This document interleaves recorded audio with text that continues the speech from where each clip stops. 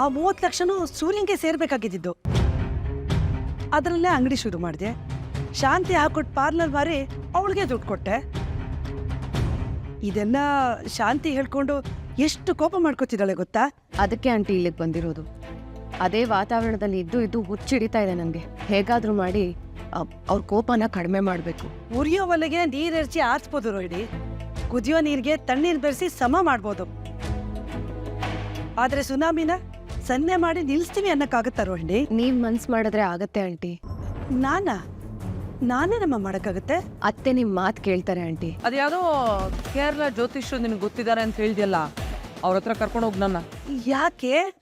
ಯಾಕೆ ಅಂದ್ರೆ ಇದಾಳಲ್ಲಮ್ಮ ಆ ರಾಜಮಂತ್ರಿ ರಾಜಮಾತೆ, ಅವಳಿಂದ ನನ್ನ ಮಗ ಮನೋಜನ್ನ ದೂರ ಮಾಡ್ಬೇಕು. ಆಸೆ ಆಸೆ ಆಸೆ